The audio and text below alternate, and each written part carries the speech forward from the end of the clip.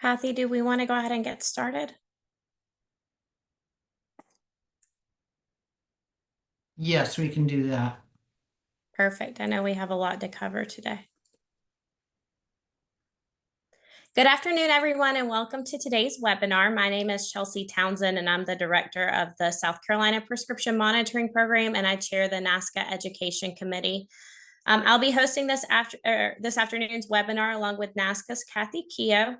Hopefully you've read through the scrolling material while waiting for the webinar to start, which provides information regarding our sponsors, a NASCSA disclaimer, housekeeping items, and announcements. A couple of things to note: the program agenda for the annual conference has been posted on the website. We encourage you to take a look at all of the great sessions that we will have. Make sure you guys send in your registrations for the conference if you're planning on attending, and then also book your hotel. We have some really exciting things planned for NASCSA's 40th anniversary. So please reach out if you guys need any more information about it. Today's webinar and all of our webinars throughout the year would not be possible without the generous support of our sponsors. So thank you to our sponsors, and thank you guys for taking the time out of your day to join us for today's webinar on rescheduling marijuana. Will the grass really be greener? Today's webinar is going to be a little bit different. We're excited to have an amazing panel today consisting of Larry Houck, Gillian, Schauer, and Rodrick Marriott. Please let me introduce them. Larry Houck provides counsel on regulatory and enforcement actions by the DEA. His career encompasses over 35 years of holding various positions within the DEA, including diversion investigator and policy staff coordinator. Prior to joining Hyman, Phelps, and McNamara in 2001, in his current role, Mr. Houck counsels clients throughout the registrant supply chain on administrative, civil, and criminal proceedings, helping them to review their business policies and practices to create the infrastructure to ensure compliance. In addition to his focus on controlled substances, prescription drugs, and regulated chemicals, Mr. Houck has a focus on marijuana and cannabis regulation, including CBD and hemp. Gillian Schauer is the executive director of the Cannabis Regulators Association, a nonpartisan association of government agencies involved in cannabis and cannabinoid regulation for more than 45 U.S. states and territories, Canada, and the Netherlands. Prior to this role, she held several positions, including senior advisor to CANRA and various public health and policy roles, assisting with policies surrounding cannabis and tobacco. Dr. Schauer holds her PhD from Emory University, a Master of Public Health from the University of Washington, and a Bachelor's of Science from Northwestern University. She's an affiliate researcher at the University of Washington with numerous peer-reviewed research publications on cannabis and other substances. And then lastly is Rodrick Marriott, currently serves as the director of the Connecticut Drug Control Division at the Department of Consumer Protection and is the youngest person to ever serve in that role. Prior to his time as director, Rodrick was a drug control agent with the state for nearly 10 years and practiced pharmacy from 2004 to 2008. Rodrick graduated from Northeastern University with a Doctor of Pharmacy degree in 2004. He currently lives in Connecticut with his wife and 2 small children. I'm glad that we're all here to absorb the knowledge that this panel has to offer. So welcome to all of the panelists, and we'll go ahead and get started. So the first question that we have for the panel is, what does the process for rescheduling marijuana at a federal level look like? Thanks, Chelsea. I think I'm going to kick us off and just want to thank you guys for having this webinar on this important topic and for including the Cannabis Regulators Association. So I'm going to share a couple slides and invite Larry and Rod to chime in with me as we walk through them. These are some slides I made for our members who are also government officials involved in cannabis and cannabinoid regulation. So the timeline, just to take us back, and I'm sure most of you followed this in the news, in October of 2022, President Biden called for a rescheduling assessment of marijuana through something called the 8-factor analysis. HHS conducted that 8-factor analysis assessment and delivered a recommendation. If you're not familiar with the 8-factor analysis, I want to just do a quick detour to make sure that everybody knows what that is. So that's basically a medical and scientific process or analysis that is covered under 21 USC 811B of the Controlled Substances Act to help determine the control of a drug. So what HHS was looking at in medical and science, peer-reviewed literature and increasingly science from the field as well, was actual or relative potential for abuse of the substance, scientific evidence of its pharmacological effect, if known, the state or of current science knowledge regarding the drug, its history and current pattern of abuse, the scope, duration, and significance of abuse, what, if any, risks there are to public health, its psychological dependence liability, and whether the substance is an immediate precursor of a substance that's already controlled, which marijuana was not. So this 8-factor analysis took place in, I will just say, record time. I was working at the Centers for Disease Control and Prevention during the 2015, 2016 rescheduling assessment of marijuana, which took much longer.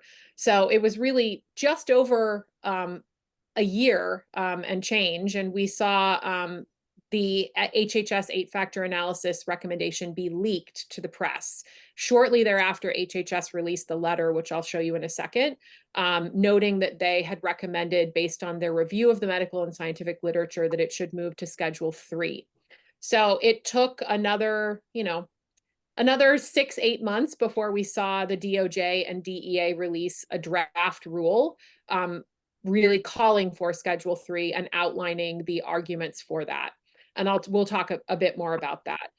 That draft rule was accompanied by an open comment period. The comment period was open until July 22nd for anybody to put in comments. And I believe they received something like over 50,000 comments. They called for requests for new data as part of that draft rule. So some of the comments were responding with data, others were responding with, opinions about where it should be scheduled or unscheduled. And then they also called for a request for any hearings. We'll talk a bit more about the hearings, but it's basically an opportunity for people to share more information, to enter into the DOJ and DEA's process of reviewing the final rule. And indeed, I think they had 15 entities call for a hearing. They have scheduled one hearing that will occur on December 2nd. Right now, there's an unknown timeline for the final rule. It's expected that it probably won't happen in this administration. I think it's going to be hard for them to conclude the hearing and get a final rule out in this administration. So it will happen in the next administration. I think there are expectations that it will be litigated as well. And so there's really unknown timeline for implementation. I want to just show you all, this is the letter that you can find online that the HHS released calling for a schedule, or recommending rather, Schedule 3 placement in the CSA based on their review of the science and literature. And then these are some images. On the left of your screen is the Federal Register notice with the draft rule, which we can make sure you all have links to if you didn't see those. And then importantly, I think the draft rule was accompanied by a release of a memo by the Office of Legal Counsel, which is basically a legal office of the executive branch that weighs in to sort of make decisions on questions that can be hard to answer. They were asked by DOJ 3 different questions. They were asked so the FDA opted and HHS opted to use a different test to review currently accepted medical use as part of the 8-factor analysis. So the first question they asked was, is FDA's 2-part test, which they use to establish currently accepted medical use, valid, or do they need to use the standard test that DEA has relied on, which is like a 5-part test? So the Office of Legal Counsel said, yes, FDA's 2-part test, which is really kind of a new approach to looking at currently accepted medical use, was fine. So no issue there. They also asked if HHS's recommendation for Schedule 3 was binding. This is important, and I think is why there's been a lot of back and forth in the rulemaking process. There, they said no. HHS concluded that once DEA initiates formal rulemaking, HHS's determination or recommendation that it be Schedule 3 no longer binds DEA, but DEA must give significant deference to HHS, and they cannot undertake a new assessment, or I think they say an assessment de novo. So HHS made their recommendation. DEA cannot, in their process of rulemaking, redo that entire recommendation, but they can bring in new data, which is exactly what we saw them do with their draft rule. And then the third question, which is one that's gotten a lot of sort of academic articles on the legal side that have been written about it. Does a Schedule 3 determination for marijuana violate US compliance with international treaties? And there the answer was no. So what's interesting about how this draft rule came about as well is that usually draft rules are issued by DEA. DOJ has the authority, but the AG has traditionally delegated that authority to the DEA administrator. This draft rule was different in an almost unprecedented turn. The DOJ actually kept the pen on this draft rule. So it's unclear if the DOJ will release the final rule or if the DEA will release the final rule. Larry, I want to invite you in for some comments on that. You've been at DEA, maybe you can talk about how different this process was and what you think might happen on the final. Yes. Sure. Thanks, Gillian, and thanks, Chelsea, for the nice introduction. These slides were really incredible and very informative, so thanks for sharing them.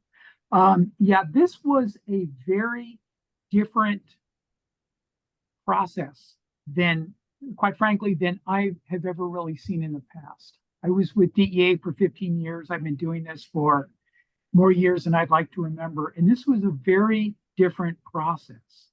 And what's really interesting is, obviously, as Gillian said, that DOJ kept their pen on the notice of proposed rulemaking to publication. It was published in the Federal Register by DEA, but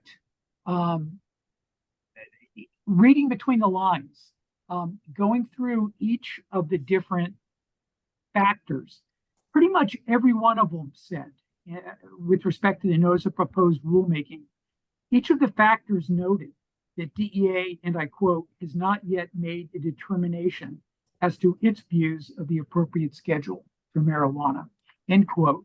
And that for each of the 8 factors, whereas DOJ weighed in on agreeing or slightly disagreeing with HHS's 8-factor analysis, basically every factor basically said that, DEA is looking for additional factual evidence, including scientific data and expert opinions, with additional data on forms, formulations, delivery methods, dosages, etc. And DEA believed that, that information, that data will further inform about the appropriate schedule for marijuana. So reading between the lines, DEA really wasn't ready to bite on the Schedule 3 criteria.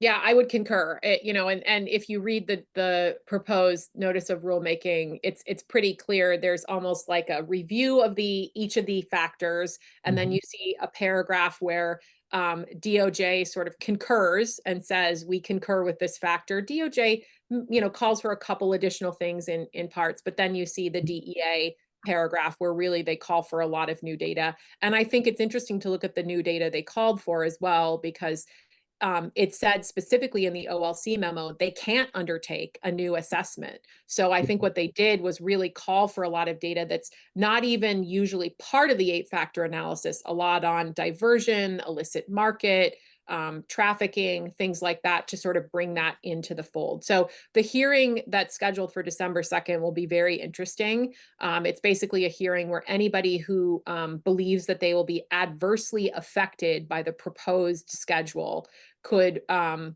raise their hand and say that they want to be part of the hearing. And the hearings are run almost like a mini court case. There's an administrative law judge that will be assigned. They will have people who are called to speak at the hearing who may also call witnesses.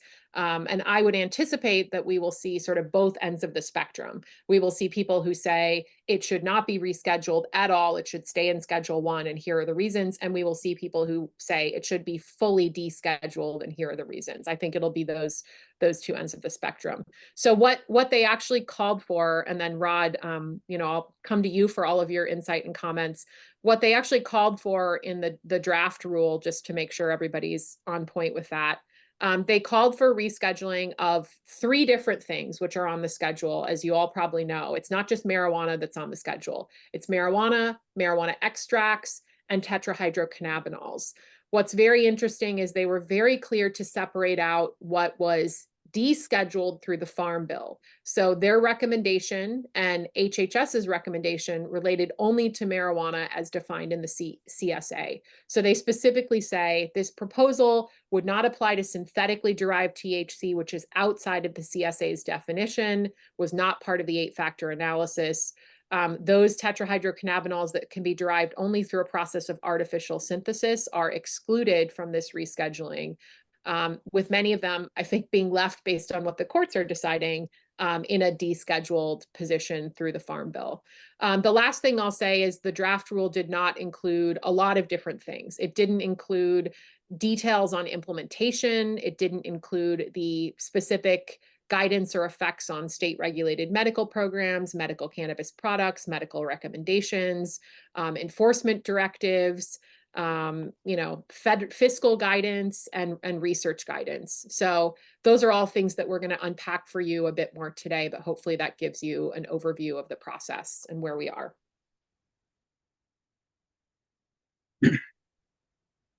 Yeah, so for me, and for kind of the Controlled Substance Authority, who also happens to regulate cannabis, I think there's proposed, it leaves a lot of things open-ended, but I think for the Controlled Substance Authorities in the room, I think it's important to remember that we do have some of these, these chemicals or analogs of these chemicals that are currently out there now as controlled substances, and not often do they get below Schedule 3, although some in very special circumstances do, things like dronabinol and sesame oil, things of that nature. The other thing that's really interesting is that you don't see the Controlled Substance Act deal with a ton of plants, right? Living things.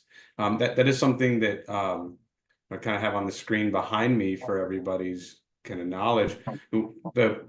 The poppy plant, which is the lower left behind my shoulder here, is Schedule 2, which is probably the only one that's even close at this point. And they're talking about putting this product into Schedule 3.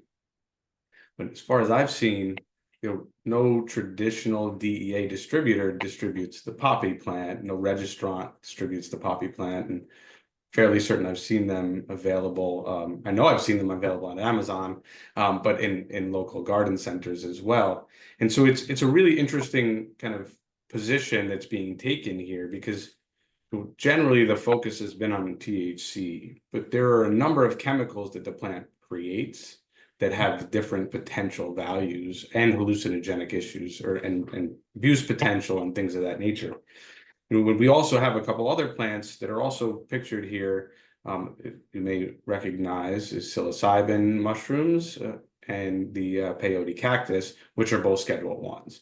And so it's a really interesting thing to see DEA, or this proposal rather, kind of put a plant into this category, especially one that has so many substances in it that people are saying has potential for benefit.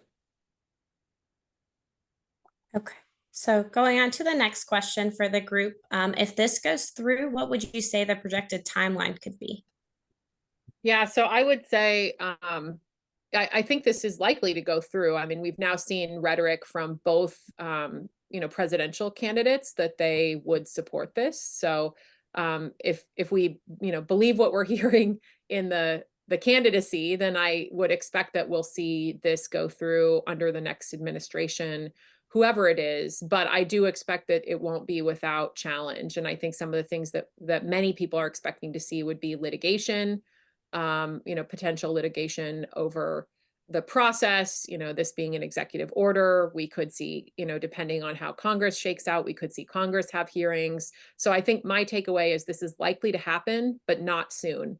And this is what we've talked about in regulatory circles as well, is, for our regulators, it's business as usual and executing what their state statutes say. I think there's, almost nothing that's worse for consumer safety in the industry than regulatory uncertainty. And this is a big question mark for regulators right now that probably won't be resolved in the near future. So I don't know, Larry and Rod, if you disagree.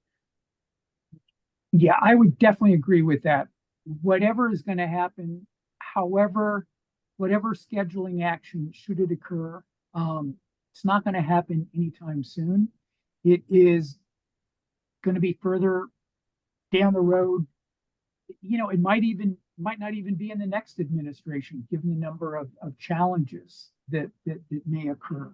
I do know that the DEA hearing is going to be open-ended in the sense that I think Administrator Milgram actually left the timing open that it may be extended through December and maybe even later, and even move to other venues other than here in Washington, D.C. I think the one thing that marijuana, though, that really kind of strikes me, and it's really a hard substance to handicap with respect to any type of scheduling action because of the many non-traditional influences kind of at play here. It not only political, it's also cultural, lifestyle, business and taxation, and medical. So there are a lot of different forces at work here that you would not see with other scheduling actions. Yeah, I mean, I think this is a very, very unique situation that we may never see anything like this again, and so predicting it is going to be a huge challenge. We've never seen this much direct, overt kind of conflict of law in certain states, with allowing cannabis to be kind of openly sold based on memos from people in DOJ to different areas of the government. Yeah. And in Connecticut, we rescheduled it to Schedule 2, kind of understanding we started with a medical program. And so those conflicts and how they live together kind of now and how they're going to live after this are really going to be interesting, because it adds a whole new level of stakeholder to the conversation. And when we looked at, when we were watching kind of the cannabidiol move from the scheduling, from Schedule 1 all the way to eventually leaving, but there's this complex set of processes that have to happen to make these changes. We forget a lot that international treaties have comment around the Controlled Substances Act, and it's part of those agreements. And so even when we think it's done, it may not be done. And it'll be really interesting to see, and I hope that they consider leaving some of the work that the local state regulators have done in their respective states intact. Because I think we've done a lot of good work here, kind of shouldering what amounts to a federal and state overlay. Yeah. I think, one of the factors that, back in 2016 seemed to play a significant part in keeping marijuana in Schedule 1 was, as Rod said, the treaty obligations.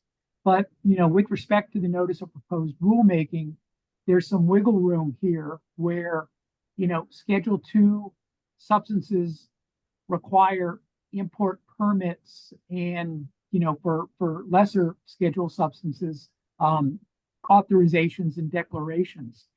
But, the Attorney General kind of left open the door that there may be, should it be rescheduled to Schedule 3, legitimate handlers would be subject to Schedule 3 requirements under the CSA, but DEA was also free to institute additional marijuana specific requirements, specifically for treaty obligations. So that's, it's not going to be, buttonholed into Schedule 3 requirements that have been in place.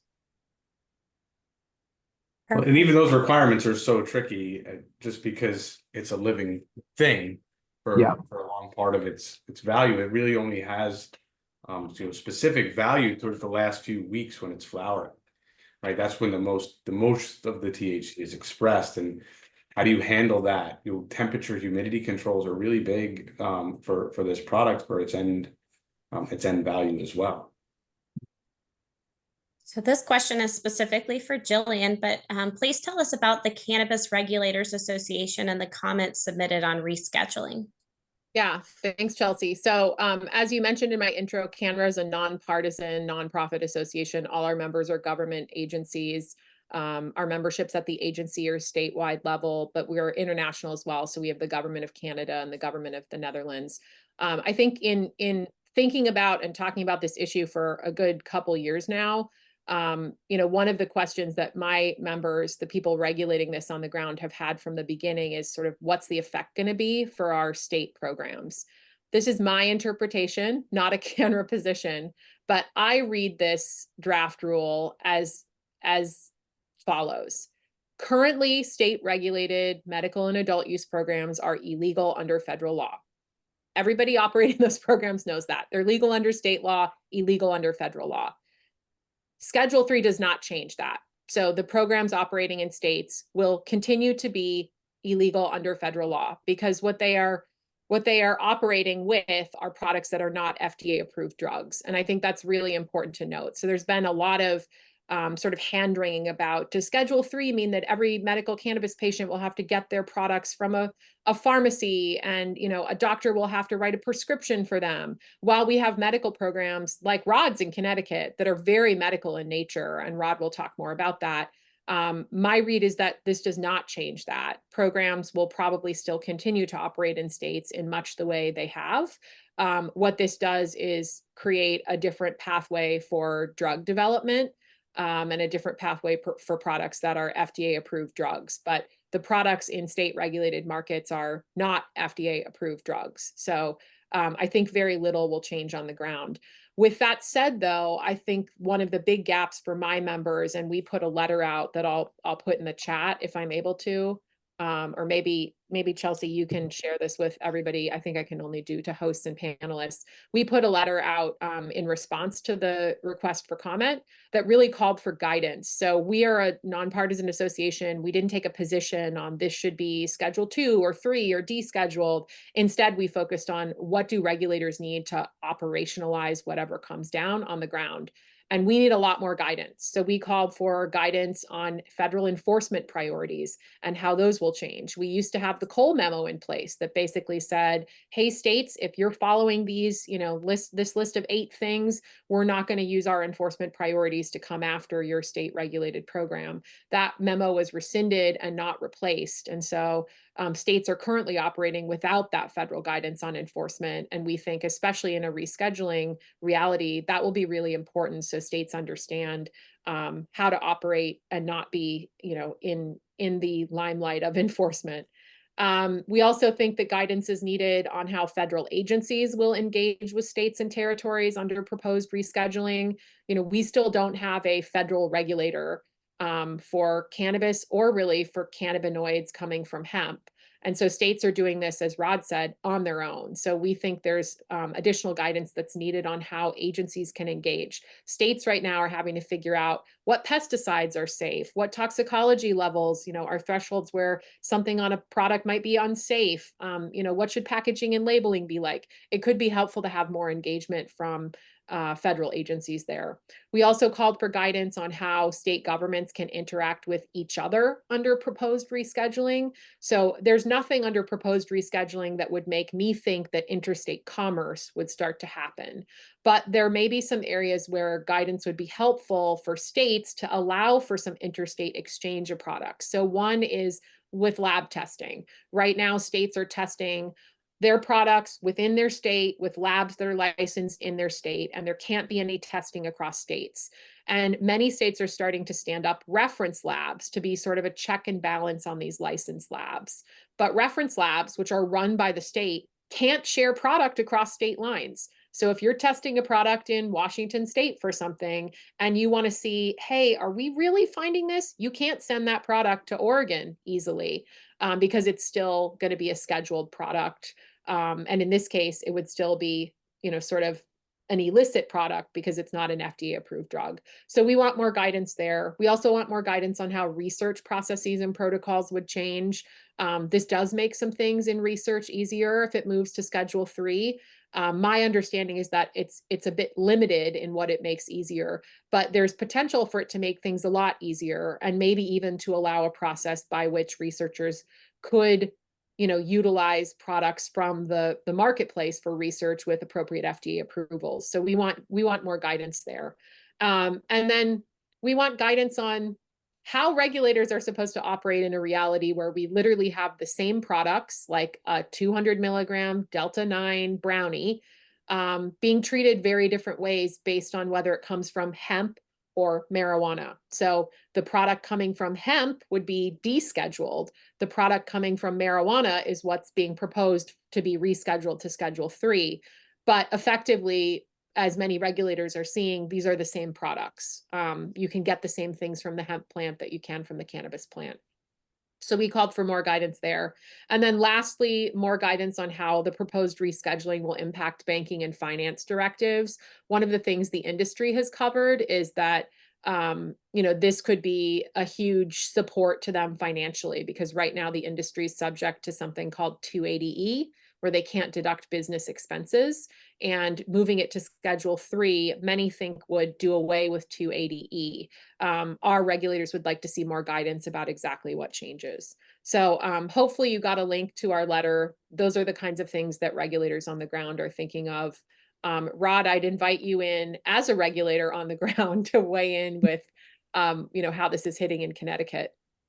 Yeah, I think that one of the interesting things, and part of the reason why I have these pictures behind me, and for those of you that are wondering about the picture that's directly behind me, it's actually the digitalis, also known as foxglove. And the reason why I put these there is because many of our drugs that are kind of in schedule or out of schedule come from plants. And it's really unfortunate, and I'm really hoping this scheduling does this or permits this, is that we can actually get some real research here. Unfortunately, we've seen the regulator in these situations restrict the access to research, particularly in cannabis, and limit it to negative impacts only. And I think that it really has unfortunately delayed the research on beneficial compounds from the cannabis plant. In all of these things, and Connecticut is a member of CANRA, and I've been very fortunate to work with Gillian for a number of years now. It does create a lot of uncertainty for us and how it's going to work. But the burden is pretty heavy on the states and industry as well. We end up with however many states with however many different rules.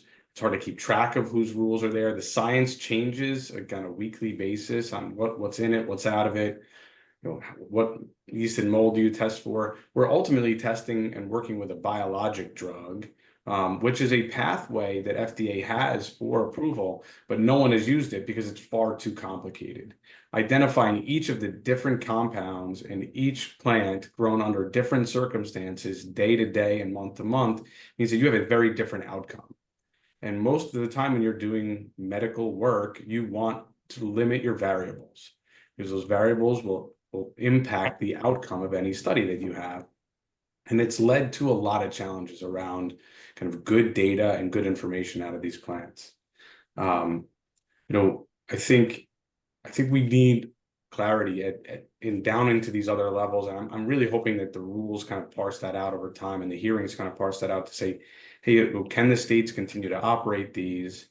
What is permissible in these? Getting some of the good science into these, because the labs are doing a great job, but it's a lot of work to understand all of the testing and how to analyze and kind of appreciate what's in each one of these products. And then growing a product is interesting. You have humidity and moisture. It causes mold growth, and then you pesticides, live pesticides, chemical pesticides. It's a very complex space when you kind of work with a live plant this way. And I think this segues kind of into a couple of questions for you, Rod. So how does Connecticut currently regulate marijuana? Is it authorized for medical use? And then Are there certain qualifying medical conditions for that? Sure. So Connecticut's program was built on the medical program, and there were a limited number of growers and dispensaries that were permitted to operate, and that started roughly in 2012. In 2021, we went to an adult use. We added an adult use program to our state, and another complex regulatory scheme that we have to monitor. And it's with their limited conditions to date that they're allowed to be certified for. We avoided the word prescription deliberately. The doctors certified that, or the practitioners now, originally just MDs could do it, certify for specific conditions which a board of physicians can add to by petition, or it can be added in statute and reg. And that was a very, very successful program. And many patients got benefited. At our peak, we had 54,000 patients enrolled in our program, serviced by 18 dispensaries and 4 growers, and a couple thousand certifiers. Since the adult use program came on board, we've seen a pretty significant drop off there, which is unfortunate. But we're looking at ways to kind of make it easier for our medical patients to remain able to access the market and find products that they need. Perfect. Gillian, I think you kind of touched on this a little bit, but what are the challenges facing your members? Yeah, so my members are regulating cannabis, cannabinoids, and hemp. I think on the cannabis side, one of the biggest challenges from the beginning, and Rod spoke to this a little bit, is just the lack of federal engagement on the regulatory side. So everything has had to be wholly created within each state that does this. So Rod has had to create his own, mini EPA and mini FDA and, mini of every federal agency to do everything that normally you'd have federal agencies engaged in. This is part of why we have the third-party lab system, with every state sort of certifying and licensing their own labs within the state to test the product. That's been hugely challenging, both in terms of resources and, as Rod said, we don't have minimum standards that are consistent across states. So you see every state doing this differently. And this is one of the big reasons that CANRA started. It was state regulators coming together saying, hey, we've got to compare notes. We don't have a federal agency providing this guidance. We've got to figure this out on our own and learn from each other. So that's a huge, huge challenge, and has been since the beginning. But since 2018 or 2019, I think really the biggest challenge for regulators is cannabinoid hemp, which for a lot of states falls outside of their regulatory authority. Now, Rod happens to be in a state where they have regulatory authority, which is great, but there are a lot of states that I suspect your members are in where the regulator of medical or adult use cannabis doesn't have authority over cannabinoid hemp products, and the regulator of hemp is maybe in a Department of Ag. They may not have the right authorities or resources to regulate the cannabinoids. They're focused on industrial hemp. So that has created, just to outline really clearly, a parallel industry that's selling a lot of the same products that are falling outside of regulation. And CANRA's got a lot of resources on this if folks are interested. I don't want to sidebar us too much, but I think that's important to talk about when we think about rescheduling, because rescheduling just focuses on marijuana and the state regulated, market for that. And, marijuana as we know it in terms of FDA approved drugs. It doesn't focus on hemp. And so I have a lot of questions about sort of what the industry is going to be like when we finally see rescheduling happen. What a lot of states are seeing is a lot of their industry is shifting away from the state regulated side towards cannabinoid hemp products that people can buy in a gas station or grocery store, that they can order online to be shipped directly to them. They probably don't pay taxes on them because very few states have implemented any taxes and there's no federal tax. The companies can market to consumers however they want. And they can buy them with a credit card, whereas marijuana is still largely a cash-based business. So we're seeing a lot of consumers jump over to the cannabinoid hemp side, and we're seeing a lot of the industry do that as well because they can make more money on that side. So I think the next 12 months will be sort of a fight for how this country is going to have access to cannabinoids. Is it going to be through this you know, right now, unregulated sort of federal landscape around cannabinoid hemp, or is it going to be through some sort of hybrid state regulated framework, which, you know, Rod can speak to what Connecticut's doing there. But if it shifts really in a big way towards hemp, rescheduling might have limited impacts, because rescheduling is going to be rescheduling something that people can already get. I mean, we've effectively already legalized marijuana in this country. It's just called hemp, and it's not regulated. So I think that creates a lot of questions for me about what the implications of rescheduling will be when and if it happens. Rod and Larry, please jump in. You guys have thoughts. I just opened Pandora's box. Yeah, you got to be careful with that box, and you use the word "great" for the regulation that we have, and we have clearly a different definition. I would say that hemp has its own unique set of challenges, and it's a bit farcical to think that it's that different than cannabis. I mean, they're the same species of plant. Regulating on a percentage. For any of you who have talked to me a little bit about that, you will hear me say how much I hate it. It is very challenging to regulate anything on a percentage, whether it's DEA's 5% rule for being a wholesaler or 0.3% THC. It makes enforcement for law enforcement incredibly challenging. And there's a thing too with the hemp that a lot of people don't realize, but this applies to the cannabis species in general, is a very good remediator.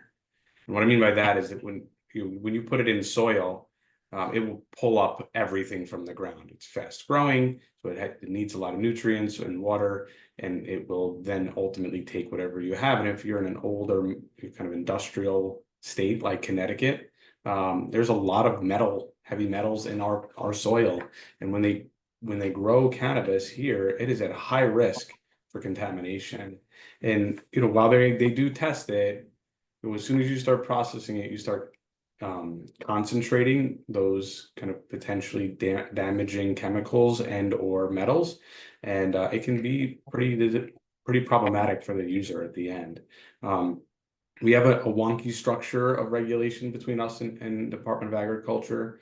I think we've done some things that we're pretty proud of in regulating the quantity that you can purchase and per serving, but it is very much the wild west of it, and it really I'm really concerned that it's going to hurt the research on finding good chemicals that can be used as traditional medicine that can really help people, because I think there's more to be found there than just dronabinol and cannabidiol.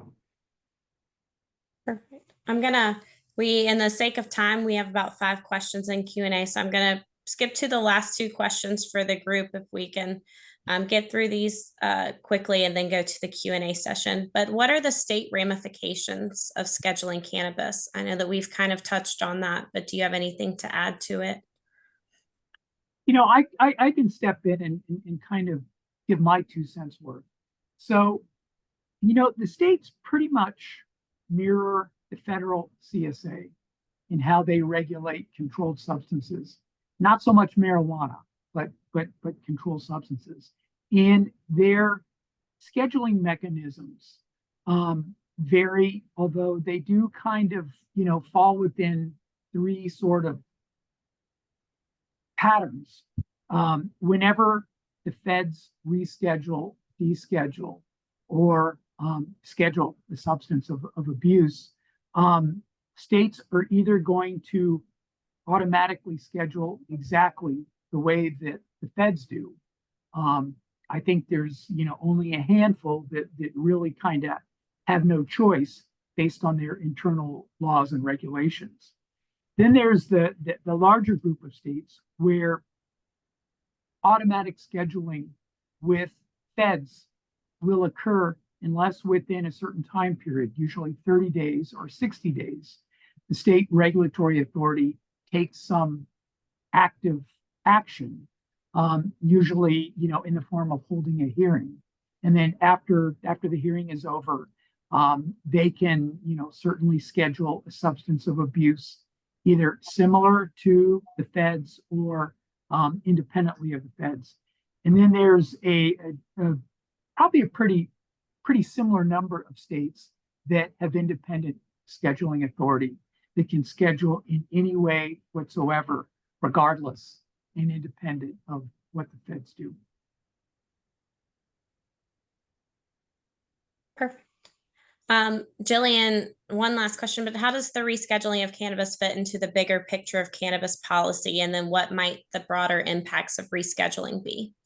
Yeah, I'm watching a lot of other things that are happening to understand that. I'm watching the safe banking efforts that are underway. One of the things the industry is celebrating in the potential rescheduling, again, is sort of the tax change that would have for them, allowing them to deduct business expenses, which they can't do now. But that could also come through, banking legislation separately, and that might happen sooner than rescheduling. And then I think a lot depends on what happens with the Farm Bill and cannabinoid hemp and where we see that go. And a lot of that may be state by state. We're seeing states try to take different approaches there that will impact how much of their market is still marijuana and how much is hemp and how much overlap there is between the two. So I'm watching all of those. What can your members do? I think, Larry brought up a really important point, which is understand your state schedule and how it will be impacted by this. And if you need to take any actions there, or if there's sort of automatic triggers that happen, and pay attention to the rest of the federal landscape and the timing on this. Again, I do expect this to be a multi-step process, and it will take a lot of following. And I think people are easily confused. I hear smart folks all the time say things like, I'm waiting for December 2nd to see what the final rule is. And it's like, that's not what's happening December 2nd. December 2nd is a hearing, and it'll probably be a number of months after that before we see a final rule. So, lean on folks in your spheres that understand this and have some insight on the federal landscape so that you can follow the process as well and understand what the implications might be in your state. Perfect. I'm going to go into the Q&A. So one of the first questions that we have is, how will this rescheduling affect state medical cannabis programs dispensaries? In Georgia, medical cannabis is dispensed through pharmacies. Once the rule is final, do you suspect other states may move in this direction? So Georgia has a super unique part of their statute that allowed them to use independent pharmacies as a distributor for their approved medical cannabis products. And Georgia is a low THC state with access to low THC oils. What's interesting is I think they had a large response from independent pharmacies who were interested in doing that. And then the DEA sent letters to their pharmacies, which has been covered in the media. So I'm not sharing anything non-public, but that, there's nothing to get a pharmacy nervous like getting a letter from DEA that, they may have, their authorities be questioned if they start to distribute a Schedule I drug. So I don't know that changes with rescheduling, because again, what's getting rescheduled are FDA approved drugs, and what's available in state medical programs are not FDA approved drugs. I do think, though, we're seeing an increase in states that are taking a look at their medical programs and trying to figure out how can they make them more medical? How can they serve patients with something that more closely matches the medical experience that patients get elsewhere? And Connecticut's been a standout for this from the beginning, having pharmacists engaged in their systems, taking a very medicalized approach. We've got a number of other states in our membership that have done that, and I anticipate will continue to do that. I don't think that rescheduling weighs on that much at all. Rod, do you agree? Yeah, I think, the movement from Schedule I to Schedule III still makes the distribution that we have in Schedule II the same illegal, right? So it's still not, it doesn't change much for our operations. We did separate it from pharmacies because the concept that my predecessor had, who was very, very thoughtful about this, was that, if we do it and we kind of just make it parallel to the medical system, call it slightly different things, keep a DEA number away from it for certain reasons, right? And just keep it kind of separate, it can exist in this space, and kind of any changes could just kind of continue to move us forward and not impede the program. And particularly once you start helping patients with product, you don't want to stop, right? And when that's the goal of a program, to help people with debilitating conditions, you gotta keep that focus. And so that's probably largely why it has been successful and why we don't anticipate huge impact from this change. Perfect. The next question that we had is, what is the landscape for practitioners? Will they need to write prescriptions and record keeping requirements identical to current scheduled drugs? Will this shut down dispensaries? So my read on this would be that, yes, they'll have to write prescriptions for FDA approved drugs, but the state systems will continue to operate as they have, and the state systems will continue to operate in violation of schedule, of any scheduled law, because they don't, they're not issuing FDA approved drugs. So again, most states have sort of a process where prescriptions or recommendations rather are written by approved clinicians and practitioners. That will continue. Dispensaries, in some states are much more medical than others. I think that will continue as well. I see that as existing sort of in parallel to this rescheduling process, which, Rod, I think is sort of what you were just talking about, that states have developed their own medical approaches for this. They know they're not just disseminating FDA approved drugs, but they're trying to make safe programs for patients and provide access. Access to safe product, ideally. Yeah. And I anticipate that unless marijuana is totally decontrolled, that legitimate handlers, whether they be practitioners, distributors, manufacturers, pharmacies, anyone who actually physically handles marijuana will have to maintain required records, transaction records. They'll have to maintain physical inventories at least every 2 years. There may be even, as maybe like Schedule II substances, there may be some type of triplicate official order form, as well as ARCOS type reporting to DEA. You think for state regulated marijuana products, or you're saying for FDA approved? Well, if for DEA purposes, I think DEA will require those regardless of what the states allow or don't allow. That's very interesting. I mean, you're highlighting exactly why we wanted guidance on this to understand sort of what will change. Yeah. Absolutely. And even if the states decontrol marijuana, but legitimate handlers, they're going to have to get a DEA registration if it's a Schedule III. They're going to have to maintain transaction records. They'll have to take a physical inventory, just as they do with other Schedule III substances. And then there's a security requirement that's in place. That would be a DEA requirement, not necessarily a state requirement. Perfect. And it's interesting. So sorry, real quick. The states have already mimicked that a lot in a lot of ways, although I think it's kind of that for the modern era. We call it seed to sale tracking. Yeah. Right. It's like ARCOS. I call it ARCOS on steroids. But it's like ARCOS meets DSC, CSA, right? Yeah. So in Connecticut now, in adult use, we track the product literally from kind of when it's put in the ground or brought into a facility, all the way through its testing in a software program. And it allows us a different kind of lens into the process. And the hope is to identify diversion faster and prevent products that are contaminated on the market.